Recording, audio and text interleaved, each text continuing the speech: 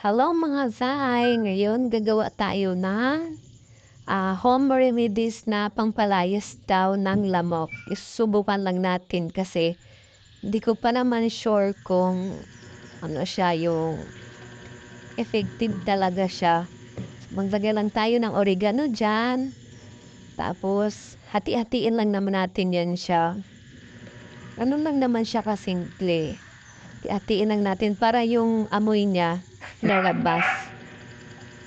Nag-try muna ako ng dalawang cup.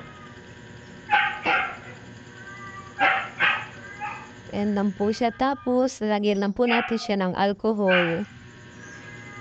Depende naman sa inyo kung anong gusto nyong nilalagay. Yung iba kasi, yung tanglad or lemon, yun ang nilalagay nila. Ang meron kasi sa akin is oregano lang. Kaya ilan mo na susubukan natin. Kasi mahirap na maraming lamok ngayon, diba? Mas okay na yung mag-home remedies tayo. Iwas lang. Thank you for watching everyone. Bye!